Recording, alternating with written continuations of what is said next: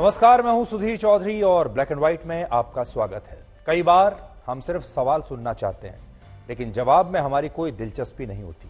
और कल से भारत में भी एक सवाल गूंज रहा है जिसका जवाब शायद कोई सुनना नहीं चाहता। और ये सवाल वो है जो अमेरिका में एक मोदी विरोधी मुस्लिम पत्रकार ने व्हाइट हाउस में हुई प्रेस कॉन्फ्रेंस के दौरान प्रधानमंत्री नरेंद्र मोदी से पूछ लिया। इस सवाल में इस महिला पत्रकार ने भारत में मुसलमानों की सुरक्षा और अभिव्यक्ति की आजादी का मुद्दा उठाया। यह सवाल शरारत और द्वेष से भरा हुआ था, लेकिन प्रधानमंत्री मोदी ने एक लोकतांत्रिक नेता की तरह इस सवाल का बहुत स्पष्टता और शालीनता से जवाब दिया। हमारे देश में विपक्ष के नेता और उनके समर्थक इस सवाल पर तो लगातार तालियां बजा रहे हैं, लेकिन जवाब पर बिल्कुल खामोश है। इसी तरह अमेरिका के पूर्व राष्ट्रपति बराक ओबामा के भारत विरोधी बयान पर भी यहां बहुत कड़ी प्रतिक्रिया हुई है। आज भारत की राजनीति में बराक हुसैन ओबामा ट्रेंड कर रहा है। आज हम प्रधानमंत्री मोदी की इस अमेरिका यात्रा का एक ब्लैक एंड व्हाइट विश्लेषण करेंगे और आपको बताएंगे कि जब इतिहास लिखा जाएगा तब उसमें कौन सी बात प्रमुखता से लिखी जाएगी। महिला पत्रकार का सवाल या फिर मोदी का जवाब, विपक्ष द्वारा उड़ाया जाने वाला मोदी का मजाक या फिर मोदी के भाषण पर बजने वाली तालियां। इसके बाद हम पटना में आज हुई विपक्षी नेताओं की बैठक का आपके लिए ब्लैक एंड व्हाइट विश्लेषण करेंगे। आज भारत की 15 विपक्षी पार्टियों के नेता मोदी को हराने की रणनीति बनाने के लिए एक साथ एक कमरे में बैठे, लेकिन इस बैठक में सहमति कम हुई और असहमति ज्यादा हुई। अरविंद केजरीवाल तो संयुक्त प्रेस कॉन्फ्रेंस के लिए भी रुके नहीं और पहले ही चले गए और उन्होंने कहा कि जब तक कांग्रेस आम आदमी पार्टी का दिल्ली के अध्यादेश वाले मामले में साथ नहीं देगी तब तक वो विपक्ष की किसी भी बैठक में अब नहीं आएंगे। आज हम आपको आंकड़ों की मदद से समझाएंगे कि अगर ये सारी विपक्षी पार्टियां मिल भी गईं तो मोदी को इसका कितना नुकसान हो सकता है, आंकड़े क्या कहते हैं। लेकिन पहले चलते हैं सना के पास जो आपको दिन भर की बड़ी खबरें बताएंगी। Thank you Sudhir. अमेरिका दौरे पर प्रधानमंत्री नरेंद्र मोदी का आज आखिरी दिन है। थोड़ी देर पहले पीएम मोदी व्हाइट हाउस में हाईटेक हैंडशेक इवेंट में शामिल हुए। पीएम मोदी भारतीय समय के मुताबिक रात 10 बजे अमेरिकी उपराष्ट्रपति कमला हैरिस और विदेश मंत्री एंटनी ब्लिंकेन के मेहमान होंगे। दोपहर के भोज के बाद पीएम मोदी कैनेडी सेंटर में Bharat America strategic partnership forum को संबोधित करने वाले हैं और कई मल्टीनेशनल कंपनियों के सीईओ से मुलाकात करने वाले हैं। इजिप्ट के लिए रवाना होने से पहले PM Modi Ronald Reagan building और इंटरनेशनल ट्रेड सेंटर में भारतीय समुदाय को भी संबोधित करेंगे। अमेरिका में पीएम मोदी ने भारतीय लोकतंत्र और अल्पसंख्यकों के मानवाधिकार पर पूछे गए सवाल पर कहा कि लोकतंत्र भारत की आत्मा है। भारत में सरकार धर्म, जाति, उम्र, क्षेत्र में कोई भेदभाव नहीं करती। राष्ट्रपति बाइडेन ने भी कहा कि हमारे रिश्ते का सबसे अच्छा हिस्सा लोकतांत्रिक मूल्य ही है। दोनों देश हर नागरिक की गरिमा में विश्वास करते हैं। विपक्षी दलों ने पीएम मोदी के बयान की आलोचना की है। कांग्रेस ने कहा है कि 140 करोड़ भारतीयों के पीएम का जवाब कमजोर था। असद उद्दीन ओवैसी ने कहा है कि सीएए कानून मणिपुर में चर्चों पर हमले भेदभाव की ही मिसाल है। केंद्रीय गृह मंत्री अमित शाह ने आज जम्मू में रैली की। मोदी सरकार के 9 साल के कामकाज का ब्यौरा देते हुए अमित शाह ने धारा 370 मुक्त जम्मू कश्मीर में आतंकवादी घटनाओं में 70% कमी होने का दावा किया। केंद्रीय गृह मंत्री ने कहा कि जम्मू कश्मीर में धारा 370 के कारण 3 परिवारों के शासन में 42,000 लोग आतंकवाद के शिकार हो गए, फिर भी कुछ लोग धारा 370 को संभाल कर रखने की बात कहते हैं। अमित शाह ने जम्मू के सांबा में सेंट्रल फॉरेंसिक साइंस लेबोरेटरी समेत कई विकास योजनाओं की आधारशिला रखी और कुछ विकास योजनाओं का उद्घाटन भी किया। पश्चिम बंगाल में पंचायत चुनाव के दौरान हो रही हिंसा के मुद्दे पर कांग्रेस पार्टी ने ममता बनर्जी सरकार पर हमला बोला है। पश्चिम बंगाल कांग्रेस प्रदेश अध्यक्ष अधीर रंजन चौधरी ने कहा है कि बंगाल में जब तक खून खराबा चलेगा तब तक विरोध होता रहेगा। अधीर रंजन चौधरी ने कहा है कि बंगाल में टीएमसी कांग्रेस को खत्म करना चाहती है और बाहर मदद चाहेगी, ये नामुमकिन है। कांग्रेस के इस रुख के बाद पश्चिम बंगाल में विपक्षी एकता पर गंभीर सवाल उठे हैं। तेलंगाना के मुख्यमंत्री के चंद्रशेखर राव के बेटे केटीआर ने आज दिल्ली में रक्षा मंत्री राजनाथ सिंह से मुलाकात की। ये मुलाकात हैदराबाद के आसपास रक्षा मंत्रालय से जुड़ी जमीनों में विकास कार्य को लेकर हुई। इससे पहले तेलंगाना सरकार के मंत्री केटीआर ने कांग्रेस पार्टी वाले गठबंधन की कोशिश को लेकर सवाल उठाया था। बिहार के उप मुख्यमंत्री तेजस्वी यादव के खिलाफ दर्ज हुए मानहानि के मुकदमे में आज अहमदाबाद की अदालत में सुनवाई हुई। मेट्रोपॉलिटन मजिस्ट्रेट की अदालत में मुकदमे से जुड़े 5 गवाहों के बयान दर्ज किए गए हैं। अदालत में अगली सुनवाई 28 जून को होने वाली है, जब अदालत आदेश सुनाएगी कि तेजस्वी यादव को समन पर अदालत में हाजिर होना होगा या नहीं। तेजस्वी यादव पर आरोप है कि उन्होंने अपने बयान में सभी गुजरातियों को ठग कहते हुए गुजरात के लोगों की मानहानि की है। भारतीय कुश्ती संघ के पूर्व अध्यक्ष बृजभूषण शरण सिंह के खिलाफ प्रदर्शन करने वाले खिलाड़ियों को ट्रायल में छूट देने के फैसले का विरोध शुरू हो गया है। देश के अलग अलग हिस्सों में पहलवानों ने आपत्ति जताई है कि इंडियन ओलंपिक एसोसिएशन की कमेटी ने प्रदर्शनकारी पहलवानों को नाजायज छूट दी है। इस मुद्दे पर रेसलर योगेश्वर दत्त और विनेश फोगाट ने सोशल मीडिया पर एक दूसरे पर हमला भी बोला है। कमेटी ने 6 पहलवानों साक्षी मलिक, बजरंग पूनिया, विनेश फोगाट, संगीता फोगाट, सत्यव्रत कादियान और जितेंद्र किन्हा को शुरुआती ट्रायल से छूट दी थी। ये पहलवान अब 5 से 15 अगस्त के बीच ट्रायल के विजेताओं से भिड़ेंगे। उत्तर प्रदेश शिक्षा बोर्ड ने कक्षा 9 से 12 के पाठ्यक्रम में विनायक दामोदर सावरकर, पंडित दीनदयाल उपाध्याय, पंडित मदन मोहन मालवीय, राजा राम मोहन राय, सरोजिनी नायडू, भगत सिंह, गौतम बुद्ध, महावीर और स्वामी विवेकानंद सहित 50 महापुरुषों की जीवनियां शामिल की है। इस पाठ्यक्रम को जुलाई से ही सभी स्कूलों में लागू किया जाएगा। इस विषय में सभी विद्यार्थियों को उत्तीर्ण होना आवश्यक होगा। हालांकि इसके अंक हाई स्कूल और इंटरमीडिएट के अंक पत्र में शामिल नहीं किए जाएंगे। इससे पहले कर्नाटक सरकार ने सिलेबस से सावरकर की जीवनी हटाने का ऐलान किया था। आज ब्लैक एंड व्हाइट की शुरुआत हम उस खबर से करेंगे जिसकी भारत के इतिहास में हमेशा चर्चा होगी, और वो खबर है प्रधानमंत्री मोदी की अमेरिका की पहली स्टेट विजिट के बारे में, जिसका आज आखिरी दिन है। भारतीय समय के अनुसार अब से कुछ देर बाद आज रात 10 बजे प्रधानमंत्री मोदी अमेरिका के स्टेट डिपार्टमेंट की तरफ से आयोजित एक लंच में शामिल होंगे, जिसमें अमेरिका की भारतीय मूल की उपराष्ट्रपति कमला हैरिस और विदेश मंत्री एंटनी ब्लिंकन भी शामिल होंगे। इसके बाद सुबह 4 बजे प्रधानमंत्री मोदी अमेरिका के रोनाल्ड रेगन सेंटर में भारतीय समुदाय के लोगों को संबोधित करेंगे और फिर कल सुबह 9:40 पर वो अमेरिका से इजिप्ट के दौरे पर रवाना हो जाएंगे और ये ऐतिहासिक दौरा समाप्त हो जाएगा। लेकिन इस दौरे के समाप्त होने के बाद भी एक सवाल जरूर रह जाएगा, और इसी सवाल के बारे में आज हम आपसे बात करना चाहते हैं।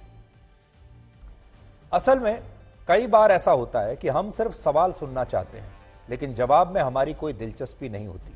और कल से भारत में भी एक सवाल गूंज रहा है जिसका जवाब शायद कोई सुनना नहीं चाहता, लेकिन यह सवाल तब कंप्लीट होगा जब आप इसका जवाब सुन लेंगे।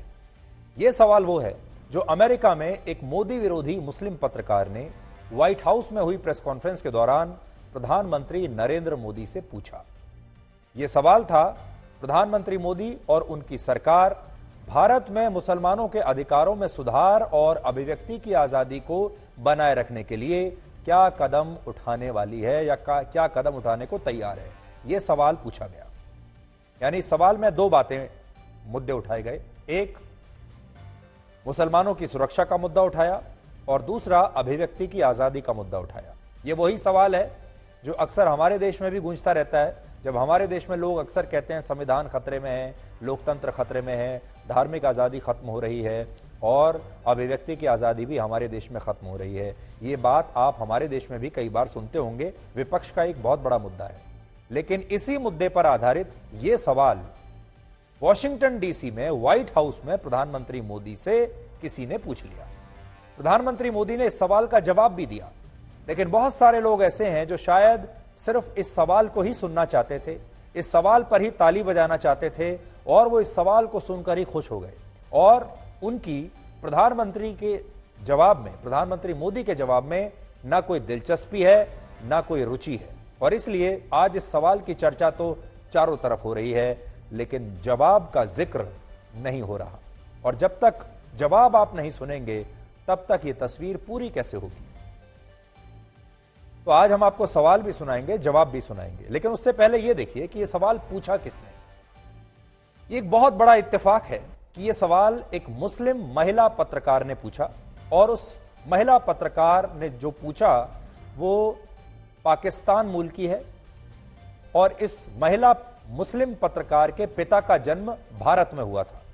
यानी इसे आप कह सकते हैं ये एक अमेरिकी मुस्लिम पत्रकार है, लेकिन इसे आप भारतीय मूल का भी कह सकते हैं और पाकिस्तानी मूल का भी कह सकते हैं। भारत और पाकिस्तान दोनों से रिश्ता है इस महिला मुस्लिम पत्रकार का, और इनका नाम है सबरीना सिद्दीकी। आप पहले उनके द्वारा पूछे गए इस सवाल को ध्यान से सुनिए, ध्यान से देखिए और फिर देखिए कि क्या इस सवाल में आपको कुछ दुर्गंध आ रही है। Mr. Prime Minister, India has long prided itself as the world's largest democracy, but there are many human rights groups who say that your government has discriminated against religious minorities and sought to silence its critics. As you stand here in the east room of the White House, where so many world leaders have made commitments to protecting democracy, what steps are you and your government willing to take to improve the rights of Muslims and other minorities in your country and to uphold free speech? White house में जिस तरह प्रधानमंत्री मोदी से भारत के अल्पसंख्यकों पर सवाल पूछा गया, उसी तरह का सवाल किसी जमाने में मुस्लिम देशों के राष्ट्रपति और प्रधानमंत्रियों से कभी नहीं पूछा जाता, न पहले पूछा जाता था न अब पूछा जाता है, जबकि इन देशों में अल्पसंख्यकों के अधिकारों को अक्सर कुचला जाता रहा है। क्या यही सवाल व्हाइट हाउस में दूसरे देशों से पूछा जाएगा? जैसे पाकिस्तान और बांग्लादेश इसका सबसे बड़ा उदाहरण है, जहां हिंदू अल्पसंख्यकों पर लगातार खुलेआम अत्याचार होते हैं। लेकिन क्या उनके नेताओं से यह सवाल पूछा जाएगा? जब मोदी गुजरात के मुख्यमंत्री थे, तब गुजरात के मुसलमानों को खतरे में बताते हुए एक एजेंडा चलाया जाता था। जब वो भारत के प्रधानमंत्री हैं, तो पूरे भारत के मुसलमानों को खतरे में बताकर अब एक नया एजेंडा चलाया जाता है। और आज इस मुद्दे पर अमेरिका के पूर्व राष्ट्रपति बराक ओबामा के एक बयान ने भी बहुत बड़ा विवाद खड़ा कर दिया है। यह बयान हमने आपको कल भी दिखाया था। इस इंटरव्यू में बराक ओबामा ने राष्ट्रपति जो बाइडेन को यह सुझाव दिया कि उन्हें प्रधानमंत्री मोदी से भारत के अल्पसंख्यकों की सुरक्षा के मुद्दे पर जरूर सवाल पूछना चाहिए, और अगर बराक ओबामा बाइडेन की जगह इस समय राष्ट्रपति होते तो वो प्रधानमंत्री मोदी को ये कहते कि अगर वो भारत में मुसलमानों के अधिकारों की रक्षा नहीं करेंगे तो ये मुमकिन है कि भविष्य में भारत में विभाजन बढ़ जाए। ये बहुत बड़ा बयान है बराक ओबामा का कि भविष्य में भारत में विभाजन बढ़ जाए, यानी भविष्य में भारत और ज्यादा बंट जाएगा। बराक ओबामा के इस बयान पर हमारे देश में चर्चा हो सकती थी, इस पर बहस भी की जा सकती थी, लेकिन हमारे देश के कुछ लोगों ने इस बयान को इस तरह से प्रसारित किया जैसे यह प्रधानमंत्री मोदी की एक बहुत बड़ी हार है। और आपको पता है, आज हमारे देश में सोशल मीडिया पर बराक ओबामा की नहीं बल्कि असल में हुसैन ओबामा की चर्चा हो रही है। आज हुसैन ओबामा ट्रेंड हो रहा है। ऐसा कहा जाता है कि बराक ओबामा का मूल नाम बराक हुसैन ओबामा है और उनके पिता केनिया के एक अर्थशास्त्री थे जिनका नाम बराक ओबामा सीनियर था। लेकिन जब उनके माता पिता का तलाक हुआ और इसके बाद उनकी मां ने इंडोनेशियाई मूल के एक व्यक्ति से दूसरी शादी की, तो ऐसा कहा जाता है कि बराक ओबामा का नाम बराक हुसैन ओबामा हो गया। इंडोनेशिया दुनिया का वो देश है जहां दुनिया में सबसे ज्यादा मुसलमान रहते हैं। हालांकि बराक ओबामा ने कभी भी औपचारिक रूप से अपने धर्म को लेकर कोई सार्वजनिक जानकारी नहीं दी और उन्होंने अमेरिका के राष्ट्रपति पद की शपथ भी बाइबल पर हाथ रखकर ही ली थी। लेकिन एक थ्योरी उनके लिए चलती है और आज भारत में जो नरेंद्र मोदी के समर्थक हैं, जो बराक ओबामा से नाराज हैं, वो उन्हें हुसैन ओबामा कहकर पुकार रहे हैं। आज दुनिया के बहुत सारे मुसलमान बराक ओबामा को मुसलमानों का सच्चा मसीहा बता रहे हैं। लेकिन क्या आप जानते हैं कि जब बराक ओबामा अमेरिका के राष्ट्रपति थे, उस समय दुनिया के 7 मुस्लिम देशों में अमेरिका ने हजारों बम गिराए, हजारों बम दागे, जिनमें सैकड़ों आम मुसलमानों की मौत हुई थी। अमेरिका के एक think tank council on foreign relations के मुताबिक 2016 में अमेरिका ने Syria, Iraq, Libya, Yemen, Somalia, Afghanistan और पाकिस्तान में बराक ओबामा के राष्ट्रपति रहते हुए 26,171 बम दागे, जिनमें आतंकवादियों के साथ साथ सैकड़ों आम मुसलमानों की भी मौत हुई। लेकिन क्योंकि बराक ओबामा ने भारत के मुसलमानों पर प्रधानमंत्री मोदी के लिए ये नई बात कह दी, तो उन्हें हमारे देश के लोग अब मुसलमानों का मसीहा बताने लगे हैं। लेकिन जब उनकी नीतियों की वजह से इतने सारे मुसलमानों की हत्याएं हुई, मौत हुई, मुस्लिम देशों में, तब किसी ने इस बारे में कोई बात नहीं की। और इस बहस के बीच असम के मुख्यमंत्री हिमंता बिस्वा शर्मा ने आज एक ट्वीट किया है और जिसमें उन्होंने लिखा है कि भारत में भी बहुत सारे हुसैन ओबामा हैं और वॉशिंगटन डीसी जाने से पहले असम पुलिस की प्राथमिकता ये लोग हैं।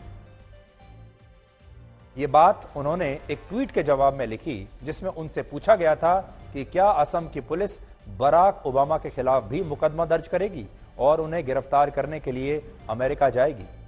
अब बड़ी बात यह है कि हिमंता बिस्वा शर्मा इस ट्वीट को इग्नोर भी कर सकते थे, लेकिन उन्होंने इग्नोर नहीं किया, जाने नहीं दिया, बल्कि उन्होंने ये जवाब दिया जिसमें वो कह रहे हैं, there are many Hussain Obama in India itself, we should prioritise taking care of them before considering going to Washington.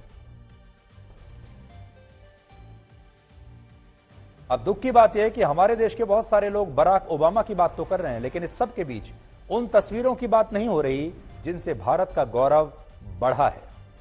कल जब प्रधानमंत्री मोदी ने यूएस कांग्रेस के जॉइंट सेशन को दूसरी बार संबोधित किया, उस समय लगभग 1 घंटे के भाषण के दौरान उनके लिए 79 बार तालियां बजीं, 79 टाइम्स, और 15 बार उन्हें स्टैंडिंग ओवेशन दिया गया। अमेरिका के सेनेटर्स ने, लॉ मेकर्स ने उनके साथ सेल्फी खिंचवाई और उनके ऑटोग्राफ्स लिए।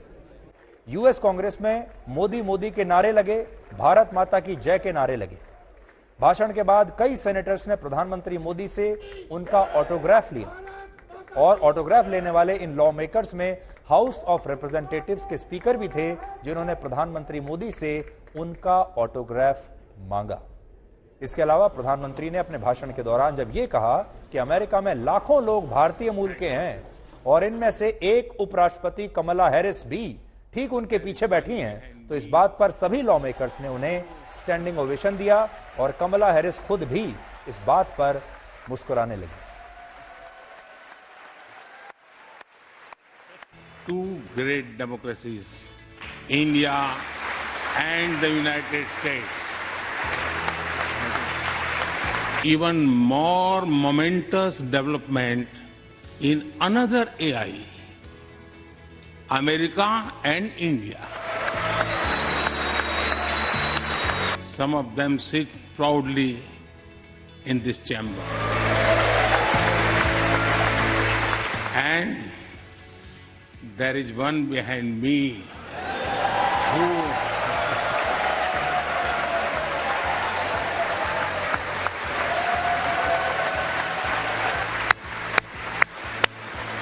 we pay tribute to Mahatma Gandhi and Martin Luther King Jr., Congressman John Lewis, and we celebrate all of them. The United States has become one of our most important defense partners.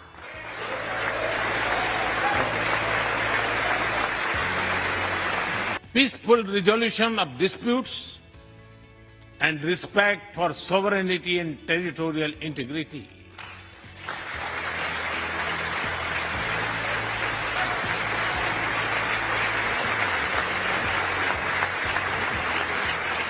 We all must do what we can to stop the bloodshed and human suffering. We share a vision of a free, open, and inclusive Indo-Pacific.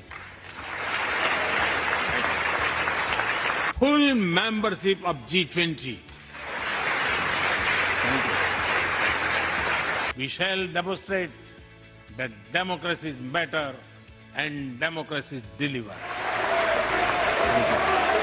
I said that our relationship is primed for a momentous future. That future is today.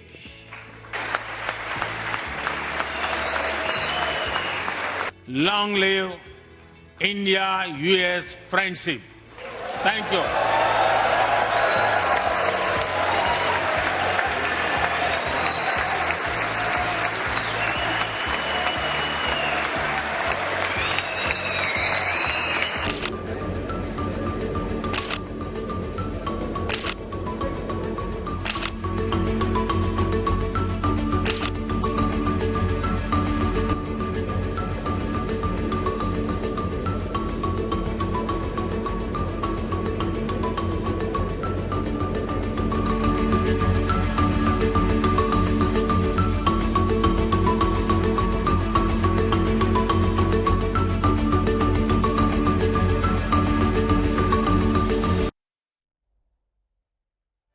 तो अब आप ये सोचिए कि जब इतिहास लिखा जाएगा, जब आपकी अगली पीढ़ी उस इतिहास को पढ़ेगी आज से कुछ वर्षों के बाद, कुछ दशकों के बाद, तब उसमें कौन सी बात प्रमुखता से लिखी जाएगी?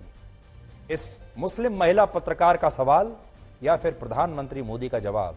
विपक्ष द्वारा उड़ाया जाने वाला प्रधानमंत्री मोदी का मजाक या फिर मोदी के भाषण पर बजने वाली तालियों की गूंज?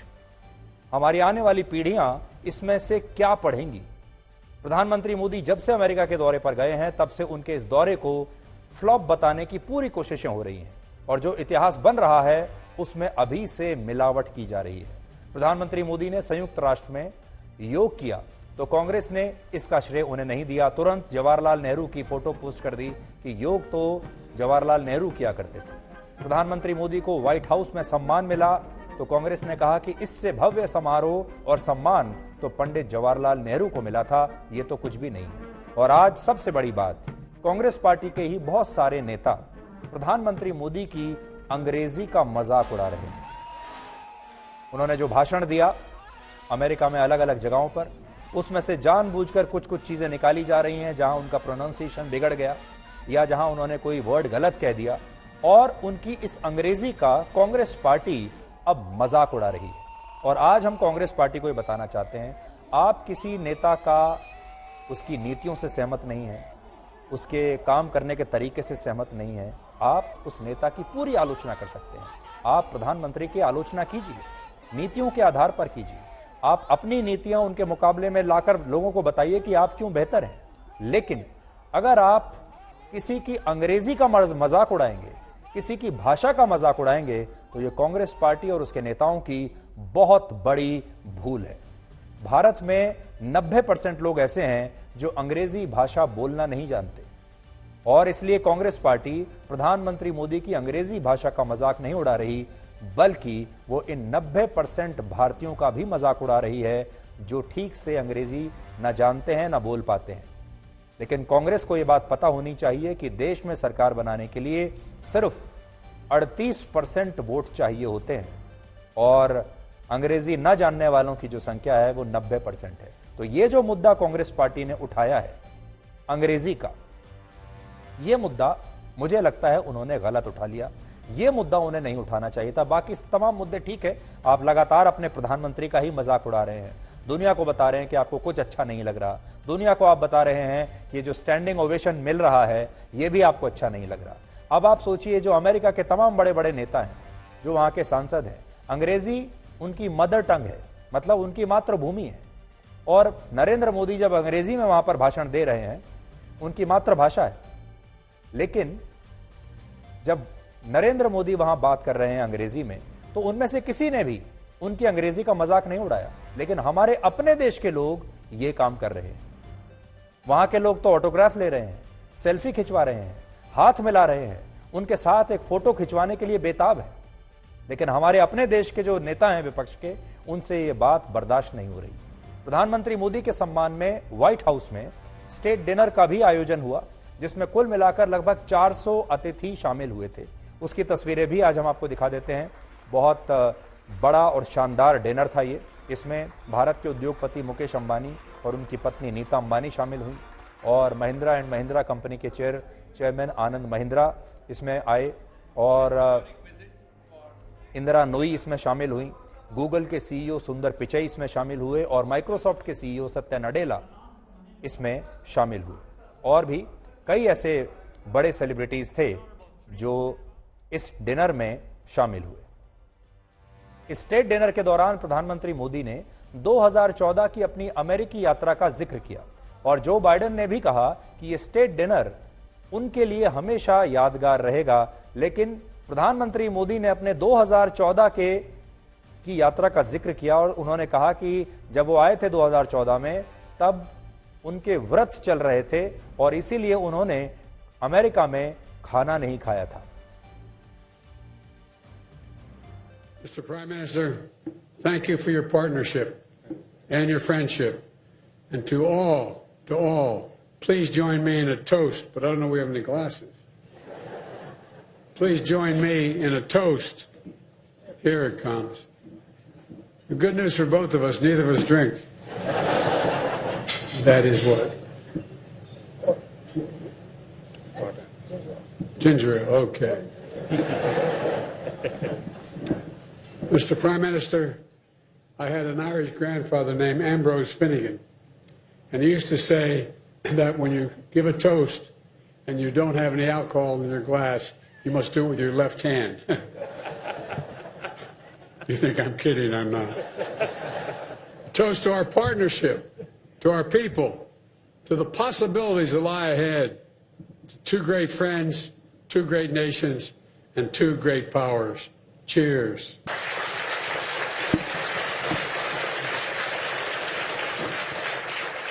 मिस्टर प्रेसिडेंट, जब आपने 2014 में मेरे लिए बैंक्वेट रखा था, उस दौरान संयोग से मैं नवरात्रि के 9 दिन के मेरे फास्ट चल रहे थे। मुझे याद है आप बार बार मुझसे पूछ रहे थे कि मैं व्रत के दौरान क्या कुछ भी नहीं खाऊंगा, लेकिन मेरे लिए कुछ भी खाना संभव नहीं था। मैं कुछ खा नहीं रहा था, और जिसकी वजह से आप बहुत ही कंसर्न भी थे। उस समय मुझे प्रेम से कुछ खिलाने की आपकी जो इच्छा थी, मुझे लगता है आज वो पूरी हो रही है। तो जब मैं आपसे बात कर रहा हूं, ये कार्यक्रम तो लाइव है जैसा कि आप जानते हैं। इस समय अमेरिका में सुबह हुई है, और क्योंकि ये डिनर का आयोजन कल रात को हुआ था और ये सारा घटनाक्रम जो हम आपको बता रहे हैं ये कल का है। इस सब के बाद अमेरिका में आज सुबह हुई है, और आपके लिए भी ये जानना बड़ा दिलचस्प रहेगा कि आज सुबह वहां के अखबारों ने इस पूरे घटनाक्रम के बारे में, प्रधानमंत्री मोदी के बारे में, इन बैठकों के बारे में, इस स्टेट डिनर के बारे में, व्हाइट हाउस में जो बैठक हुई उसके बारे में वहां के बड़े बड़े अखबारों ने आज सुबह क्या छापा है। तो अब से थोड़ी देर पहले ही वहां के अखबार आए हैं, और मेरे सहयोगी राहुल कंवल आपको ये बताएंगे कि आज सुबह के अखबारों में जो बाइडेन और प्रधानमंत्री मोदी की इस मुलाकात के बारे में क्या छपा है, और अखबारों ने इसे कितनी प्रमुखता से छापा है, अखबारों में कितना महत्व दिया गया है। अब आप देखिए। मेरे पास इस वक्त अमेरिका के मेन स्ट्रीम अखबार हैं कई सारे। तो न्यूयॉर्क टाइम्स है, वॉल स्ट्रीट जर्नल है, वॉशिंगटन पोस्ट है, फाइनेंशियल टाइम्स है, और एक एक करके आइए हम देखते हैं कि अमेरिका के अखबार आज सुबह प्रधानमंत्री नरेंद्र मोदी की इस यात्रा को कैसे देख रहे थे। मैं न्यूयॉर्क टाइम्स से शुरुआत करता हूं। यहां उनके फ्रंट पेज पे यूएस कांग्रेस में प्रधानमंत्री का संबोधन है, और इसमें लिखा गया है कि प्रधानमंत्री ने ज्वाइंट कांग्रेस के सेशन को संबोधित किया, लेकिन रूस और चीन के शब्दों का इस्तेमाल नहीं किया। वॉशिंगटन पोस्ट में ये स्टेट डिनर की तस्वीर है। इनफैक्ट रात को हम लोग यहीं पे थे जहां पर मिलिट्री पर्सनल हैं, डॉक्टर जिल बाइडेन, अमेरिकी राष्ट्रपति की धर्मपत्नी, और भारत के प्रधानमंत्री और जो बाइडेन, और यहाँ पे भी पॉम्प का जिक्र किया गया, यानी कि बहुत बड़ी एक दावत, बहुत बड़ी पार्टी। ये है फिर फाइनेंशियल टाइम्स, एक और बिजनेस का अखबार, और यहाँ पे उन्होंने व्हाइट हाउस की ये तस्वीर रखी है, मोदी और अमेरिकी राष्ट्रपति जो बाइडेन की। और इस अखबार में भी फिर काफी हद तक जो जिक्र है वो ये है कि किस तरीके से दोनों देशों के रिश्ते बेहतर हो रहे। हमारे देश में एक वर्ग ऐसा है जो जब हमारी अंतर्राष्ट्रीय स्तर पर कभी कोई जीत होती है तो वो खामोश हो जाता है, और जब हमारी कोई हार होती है तो वो तालियां बजाता है। आज उस वर्ग को हम बताना चाहते हैं। ये वो वर्ग है जब प्रधानमंत्री मोदी कहीं बाहर पहले जाया करते थे और उस देश के अखबारों में कहीं प्रमुखता से उनके बारे में नहीं छपता था, या अभी भी इस दौरे के दौरान भी मान लीजिए पहले दिन अमेरिका के अखबारों ने कुछ प्रमुखता से पहले पन्ने पर नहीं छापा, हेडलाइन नहीं छापी, तो हमारे देश का ये वर्ग तालियां बजाने लगता था और ये कहता था कि देखिए प्रधानमंत्री मोदी अमेरिका गए हैं, लेकिन वहां के मीडिया ने तो उन्हें पूछा भी नहीं, वहां के मीडिया तो उनके बारे में कुछ छाप ही नहीं रहा। भारत का मीडिया तो उनके बारे में पागल हुआ जा रहा है। भारत में दिन रात उनके अमेरिका दौरे की चर्चा हो रही है, लेकिन अमेरिका में तो इस बात की कोई चर्चा ही नहीं है। ना वहां के न्यूज चैनल्स में कुछ आ रहा है और ना ही वहां के अखबारों में कुछ छप रहा है। लेकिन अभी राहुल कंवल ने आपको बताया वहां के जितने बड़े नेशनल न्यूज़पेपर्स हैं, अखबार हैं बड़े बड़े, उन सब के फ्रंट पेज पर यह खबर छपी है। अब देखिए ये वो जो वर्ग है हमारे देश में, अब उस वर्ग के अंदर एक सन्नाटा सा छा जाएगा, एक खामोशी सी छा जाएगी। इसलिए आज भारत के लोगों को यह समझना बहुत आवश्यक है कि जब भारत का कोई प्रधानमंत्री, चाहे वो कोई भी प्रधानमंत्री हो, वो है तो भारत का प्रधानमंत्री, वो 140 करोड़ लोगों का प्रतिनिधि है, जिसे इस देश के 140 करोड़ लोगों ने चुनकर उस पद पर बैठाया है। अगर उस प्रधानमंत्री का कहीं सम्मान होता है तो वो भारत का सम्मान माना जाएगा, जिसमें विपक्षी पार्टियां भी हैं, जिसमें विपक्षी पार्टियों के कार्यकर्ता भी हैं, जिसमें विपक्षी पार्टियों का समर्थन करने वाले पत्रकार भी हैं। और अगर हमारे देश के किसी प्रधानमंत्री की कहीं कोई आलोचना होती है, अपमान होता है, तो वो फिर 140 करोड़ भारतीयों का भी अपमान माना जाएगा। अब हम आपको पटना में आज हुई विपक्षी नेताओं की बैठक का एक ब्लैक एंड व्हाइट विश्लेषण दिखाएंगे। आज भारत की 15 विपक्षी पार्टियों के नेता मोदी को हराने की रणनीति बनाने के लिए एक साथ बैठे, लेकिन इस बैठक में सहमति कम हुई और असहमति ज्यादा हुई। यह बैठक लगभग 3 घंटे तक चली और इस बैठक में कुल मिलाकर 15 विपक्षी पार्टियों के बड़े बड़े नेता शामिल हुए। इनमें कौन कौन शामिल हुआ देखिए। इनमें जेडीयू से बिहार के मुख्यमंत्री नीतीश कुमार थे, वो तो होस्ट थे क्योंकि यह बैठक पटना में हो रही थी। उनके पार्टनर आरजेडी से लालू प्रसाद यादव और उनके पुत्र और deputy chief minister Tejashwi Yadav थे। कांग्रेस पार्टी से राहुल गांधी और कांग्रेस अध्यक्ष मल्लिकार्जुन खड़गे थे। टीएमसी से पश्चिम बंगाल की मुख्यमंत्री ममता बनर्जी थी। आम आदमी पार्टी से अरविंद केजरीवाल और भगवंत मान थे। एनसीपी से शरद पवार और उनकी पुत्री सुप्रिया सुले थी। शिवसेना उद्धव बालासाहब ठाकरे से उद्धव ठाकरे और उनके बेटे आदित्य ठाकरे थे। डीएमके से तमिलनाडु के मुख्यमंत्री और के करुणानिधि के पुत्र एमके स्टालिन थे। झारखंड मुक्ति मोर्चा से झारखंड के मुख्यमंत्री हेमंत सोरेन थे। समाजवादी पार्टी से अखिलेश यादव थे। जम्मू कश्मीर की नेशनल कॉन्फ्रेंस पार्टी से उमर अब्दुल्ला और वहां की पीडीपी से महबूबा मुफ्ती।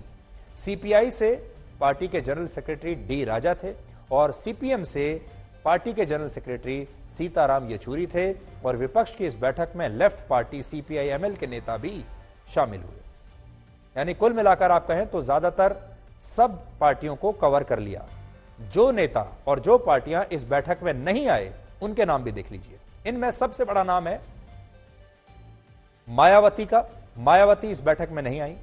उत्तर प्रदेश की राष्ट्रीय लोक दल पार्टी के अध्यक्ष जयंत चौधरी इसमें नहीं आए। उड़ीसा के मुख्यमंत्री नवीन पटनायक नहीं आए। पूर्व प्रधानमंत्री और कर्नाटक में जेडीएस के नेता एचडी देवेगौड़ा नहीं आए। तेलंगाना के मुख्यमंत्री के चंद्रशेखर राव नहीं आए और आंध्र प्रदेश के मुख्यमंत्री वाईएसआर जगनमोहन रेड्डी भी इस बैठक में नहीं आए। इन नेताओं को भी नीतीश कुमार ने इस बैठक में आने का निमंत्रण भेजा था, लेकिन ये नेता इस बैठक में शामिल नहीं हुए। तो विपक्ष भी अब 2 हिस्सों में बंट गया है।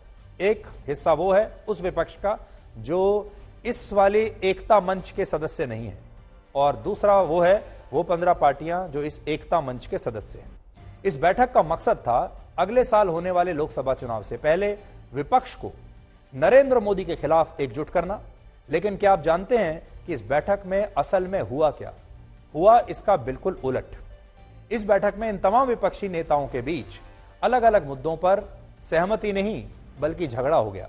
और यह झगड़ा इतना बढ़ गया कि अरविंद केजरीवाल इस बैठक के बाद हुई संयुक्त प्रेस कॉन्फ्रेंस में शामिल ही नहीं हुए।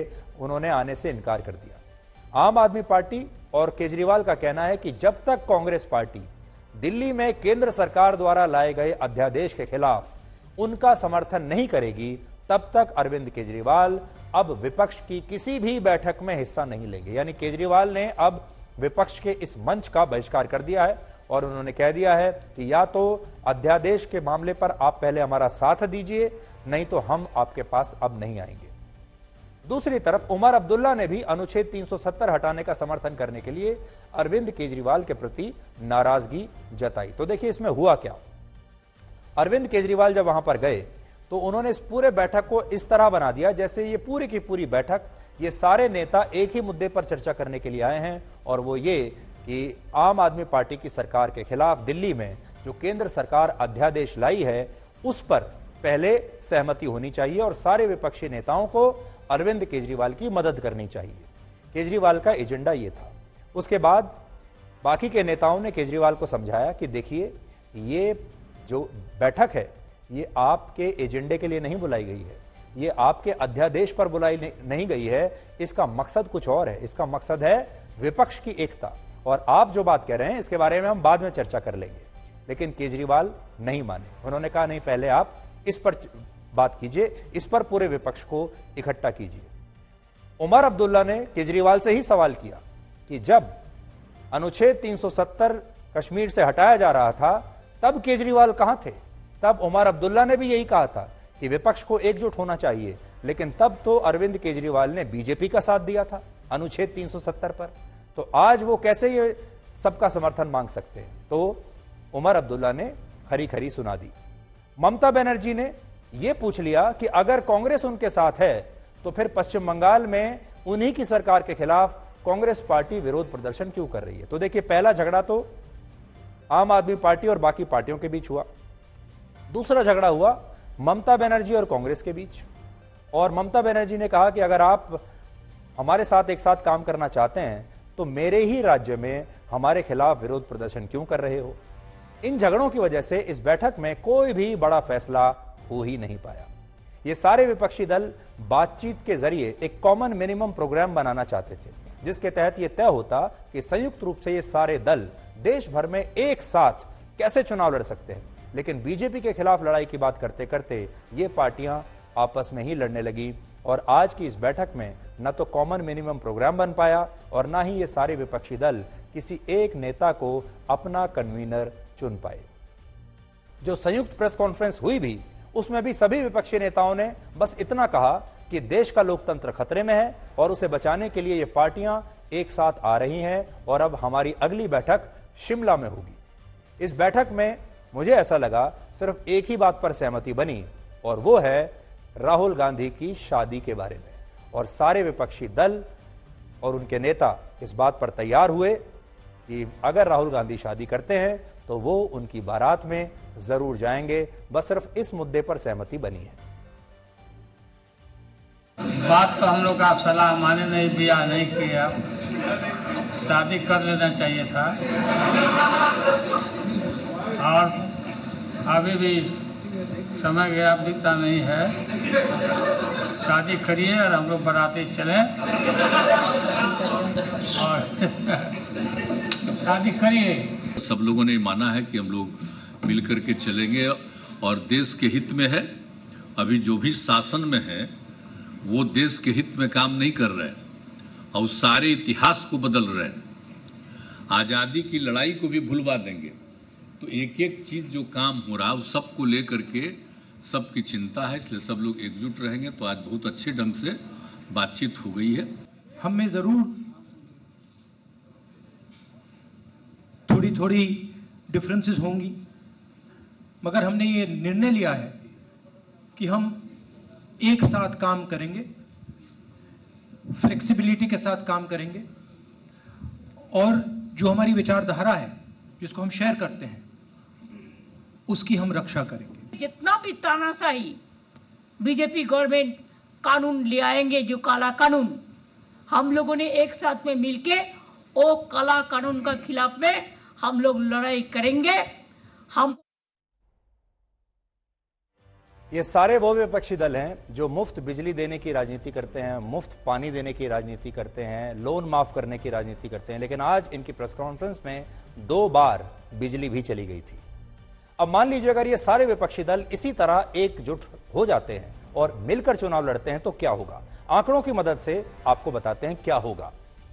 मौजूदा लोकसभा में इन सभी 14 विपक्षी दलों के सिर्फ 132 सांसद हैं और लोकसभा में इनका कुल शेयर जो है वो 24% का है, जबकि बीजेपी के अकेले लोकसभा में 303 सांसद हैं और उसका लोकसभा में कुल शेयर जो है वो 55% से ज्यादा है। तो बीजेपी है 55% और विपक्षी दल सब मिलाकर हैं 24%। दूसरा, अगर ये विपक्षी दल एक साथ हो गए तो भी गठबंधन में लोकसभा का चुनाव लड़ने से इन पार्टियों को ज्यादा फायदा नहीं होगा। इन 14 विपक्षी दलों का गठबंधन 4 राज्यों में ही प्रभावी साबित हो सकता है। कौन से 4 राज्य हैं? महाराष्ट्र, उत्तर प्रदेश, बिहार और जम्मू कश्मीर। इन राज्यों में अगर कांग्रेस पार्टी क्षेत्रीय दलों के साथ मिलकर चुनाव लड़ती है तो यह गठबंधन कुछ प्रासंगिक हो सकता है। लेकिन बाकी राज्यों में इसका कोई ज्यादा महत्व नहीं बचेगा। इसके अलावा इन 4 राज्यों में भी बीजेपी को उत्तर प्रदेश में विपक्ष के इस गठबंधन से कोई परेशानी नहीं होगी, लेकिन महाराष्ट्र और बिहार में बीजेपी को इससे नुकसान हो सकता है। 2019 के लोकसभा चुनाव में उद्धव ठाकरे की पार्टी ने 18 और बिहार में नीतीश कुमार की जेडीयू ने 16 सीट जीती। इन सीटों पर इस गठबंधन का असर पड़ सकता है, यानी कायदे से यह गठबंधन महाराष्ट्र और बिहार में ही प्रभावी रहेगा। एक और चुनौती है कि 2019 के चुनाव में बीजेपी ने जो 303 सीटें जीती, उनमें से 224 सीट ऐसी थीं जहां बीजेपी को 50% से ज्यादा वोट मिले थे। यानी ये वो सीटें हैं जहां विपक्ष मिलकर भी बीजेपी को हरा नहीं पाएगा, क्योंकि बीजेपी के वोटों की संख्या बहुत ज्यादा है, लीड बहुत ज्यादा है। देश में आखिरी बार कांग्रेस पार्टी को इससे ज्यादा वर्ष 1984-85 के लोकसभा चुनाव में 293 सीटों पर 50% से ज्यादा वोट मिले थे, लेकिन अब यह बहुत पुरानी बात हो गई। इसके अलावा विपक्ष के इस गठबंधन का मध्य प्रदेश, राजस्थान, गुजरात, हरियाणा, छत्तीसगढ़, उत्तराखंड और हिमाचल प्रदेश में कोई प्रभाव नहीं होगा। और ये वो राज्य हैं जहां बीजेपी और कांग्रेस के बीच सीधा मुकाबला होता है और यहां पर थर्ड फ्रंट है ही नहीं, कोई तीसरी पार्टी नहीं है। तो जहां तीसरी पार्टी नहीं है, ऐसे राज्यों में कुल 110 सीटें हैं, जिनमें से 106 सीटें पिछली बार बीजेपी ने जीती थी। यानी आप ये समझिए, जहां सीधी टक्कर है कांग्रेस और बीजेपी के बीच, वहां बीजेपी बहुत आगे है। 110 में से 106 सीटें जीती। ज्यादातर सीटों पर उसका वोट शेयर 50% से ज्यादा था। तो सोचिए, इतनी सीटों पर कांग्रेस पार्टी और बीजेपी के बीच ही अगर लड़ाई होगी, तो फिर विपक्ष के बाकी दल इन राज्यों में कांग्रेस की कोई सहायता नहीं कर पाएंगे। और बात सिर्फ इन राज्यों की नहीं है, आगे देखिए। उत्तर प्रदेश, कर्नाटक, पश्चिम बंगाल, उड़ीसा, दिल्ली और तेलंगाना में विपक्षी दलों का संयुक्त चुनाव लड़ना बहुत ही मुश्किल है। पश्चिम बंगाल में ममता बनर्जी कभी भी लेफ्ट पार्टियों के साथ चुनाव नहीं लड़ेंगी। कांग्रेस के साथ भी वो आजकल झगड़ा कर ही रही हैं। इन राज्यों में लोकसभा की 195 सीटें हैं, जिनमें से 124 सीट बीजेपी ने पिछले लोकसभा चुनाव में जीती थी। इसके अलावा आज यहां सवाल कांग्रेस का भी है। 2019 में कांग्रेस ने देश की 543 में से 421 सीटों पर चुनाव लड़ा था। इनमें से 52 सीटों पर उसे जीत मिली और 196 सीटों पर कांग्रेस दूसरे नंबर पर थी।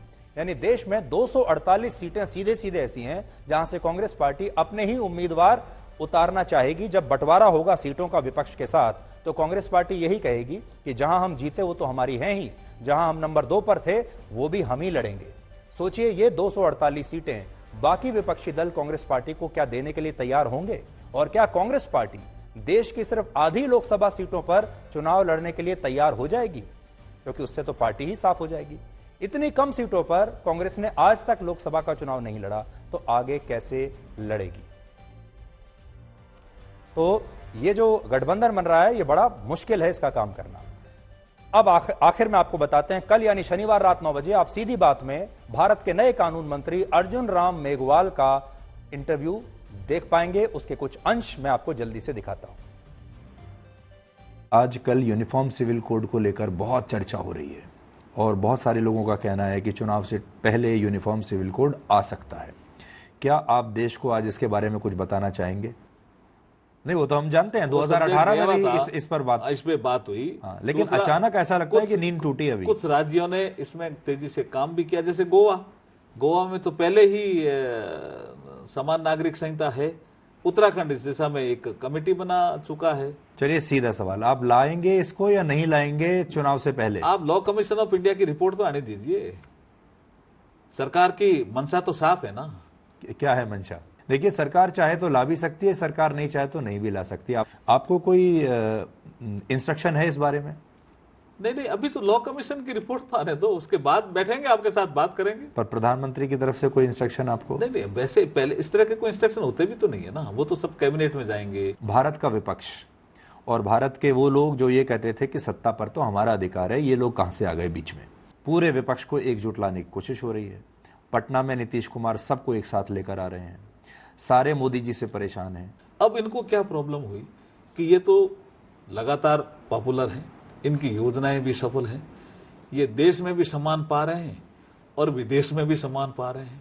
24 में अगर कुछ लोग थोड़े एज हो गए, उन्होंने देखा 24 हाथ से निकल गया, तो 29 में हमारी स्थिति पता नहीं राजनीति करने लायक रहेगी या नहीं रहेगी। तो वो सब अपने कोई स्वार्थ बस एक इकट्ठे हो रहे हैं।